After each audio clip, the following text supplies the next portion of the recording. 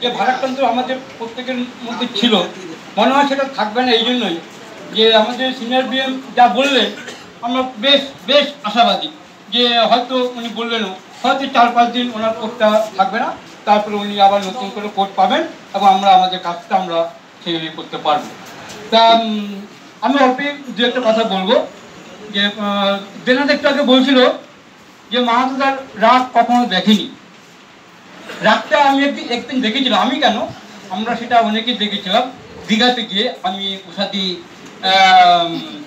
মিতালি, মামুনি, এরা কিন্তু সেই রাগটা দেখেছিলাম।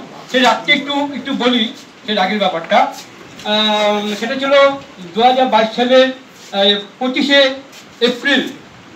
আমরা দীঘাতে প্রোগ্রামটা করছিলাম, রাত্রি 11:30টার সময় আমাদের একটা মিটিং হচ্ছিল, খুব গুরুত্বপূর্ণ মিটিং। সেই মিটিংয়ে আমাদের বক্তব্য চলছিল। বক্তব্য হওয়ার পরে 12:30 নাগাদ আমরা খাবারে যাচ্ছিলাম।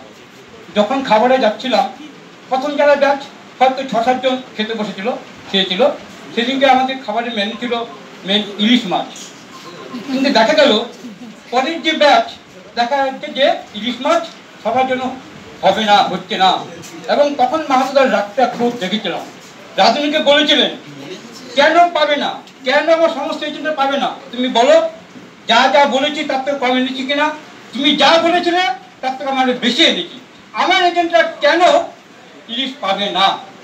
কারণ উনি সেদিকে এটাই বলতেছিলেন, I have many beautiful flowers but all my agents are very beautiful flowers.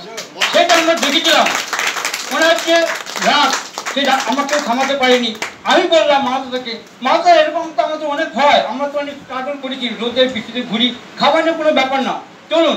মাহাতোদাকে থামানো যায়নি, মাহাতোদা খাবেন না, না আমার এজেন্ট বন্ধুরা ইলিশ পাবে তবেই আমি খাবো। এবং পরবর্তীকালে আমরা সবাই খেয়েছিলাম, আমি তো ইলিশ পেয়েছিলাম, কিন্তু মাহাতোদাকে অনেক রিকোয়েস্ট করে হয়তো পরে মনে হয় বসানো হয়েছিল। সেই রাগটা আমি একটু মনে করিয়ে দিলাম যে যেরকম সময় রাগের প্রয়োজন তিনি সেই সময় রাগটা দেখান।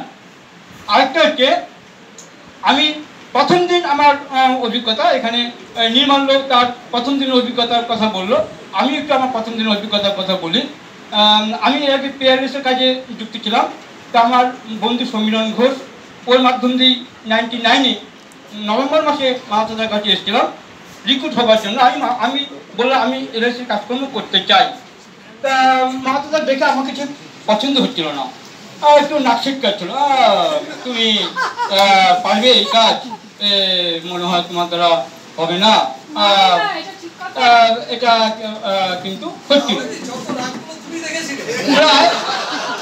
প্রায় তারপর ঠিক যখন বললো, দেখো এরকম ব্যাপার, লোকের থেকে টাকা আনা, টাকা এনে ঠিক মতন জমা করা, তুমি কি এটা পারবে?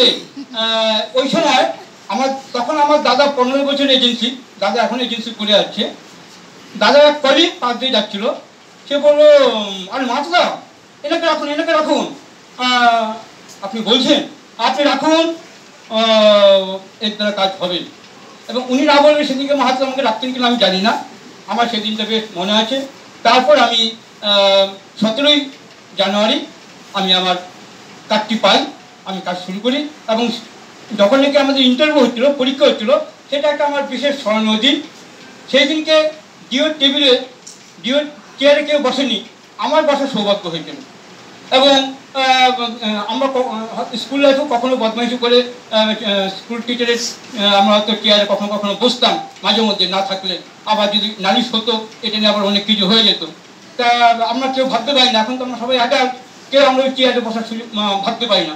তো যখন পরীক্ষা আমাদের হচ্ছিল, তখন আমি বসার চেয়ার পাচ্ছিলাম না। মাহাতোদা আমাকে এসে বললেন, বসো আমার চেয়ারে বসো। না না, আমি এখানে বসবো না, আমি এখানে বসবো না। কি বসো, বসো, তোমাকে বসতে হবে। আরে না, আমি দাঁড়িয়ে দাঁড়িয়ে করবো, অসুবিধা নেই। না না, দাঁড়িয়ে দাঁড়িয়ে করা যায় না। এবং মাহাতোদা কিন্তু আমাকে বসতে দিয়েছিলেন এবং বলেছিলেন, তুমি কিন্তু আজকে আমার এই চেয়ারে বসছো, তুমি কাজটা কিন্তু মন দিয়ে করবে, ঠিক মতো করে যাবে, তাহলে তুমি আমার চেয়ারের মানটা রাখবে। আমি সেইভাবে কাজ করতে পারি না, কিন্তু এখন পর্যন্ত যে আমি 25 বছর ধরে রয়েছি, এটাকে আমি নিজেকে বেশ ভাগ্যবান মনে করি যে আমি পারলাম ওনার রিটায়ার্ড লাইফ পর্যন্ত আমি থাকতে পারলাম। আমি লাস্ট একটা কথা বলবো, কারণ আমাকে সেবকদা বললেন অল্পের মধ্যে কিছু বলবার জন্য। সেটা হচ্ছে আমরা অনেকে কিছু সম্বন্ধে কিছু জানি না। মাহাতো ভালো ফুটবলার ছিলেন, এটা কিন্তু মাহাতো কোনোদিন নিজে গল্প করেননি, এটা আমরা শুনেছি। মাহাতো দারুণ ফুটবল খেলতেন এবং স্টাপারে খেলতেন। মাহাতোদার এমনকি মোহনবাগান ক্লাবেও চান্স পেয়েছিলেন, এটা কিন্তু মাহাতো কোনোদিন বলেননি, এটা আমি ঘটনাক্রমে শুনেছি। কিন্তু মাহাতোদার বাবা ওনাকে মাঠে নামতে দেননি, না তুমি খেলবে, চোট পেয়ে যেতে পারো, চোট পেয়ে গেলে পরে তোমার লাইফ বরবাদ হয়ে যেতে পারে, এবং মাহাতোদাকে উনি খেলায় নেননি, উনি মোহনবাগান ক্লাবে যাননি, এবং পরবর্তীকালে উনি এই রাজ্যে উনি এসছেন। আমি চাইবো যদি মাহাতোদা বক্তব্যের মধ্যে এই ব্যাপারটা যদি একটু শেয়ার করেন। আমার লাস্ট যেটা বড় ব্যাপার, আমি এবছর সেঞ্চুরি করবো এটা আমি ভাবিনি। এবছর মাহাতোদাকে আমি একটু অন্যরকমভাবেই দেখলাম। আমার তো সবাই জানে আমার তো প্রচুর রাগ ছিল মাহাতোদার ওপর, এটা অনেকেই আমার মতো রাগ মনে কারণ ছিল না।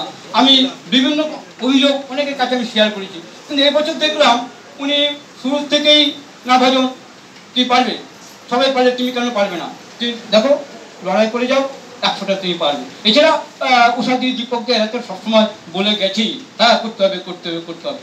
তা দিনটা ছিল 13ই জানুয়ারি, দিনটা 13ই জানুয়ারি, পরের দিন 14ই জানুয়ারি আমাদের সম্ভবত 10টা পলিসিতে কোনো একটা গিফট ছিল, এবং 10টা পলিসি আমার রেডি ছিল।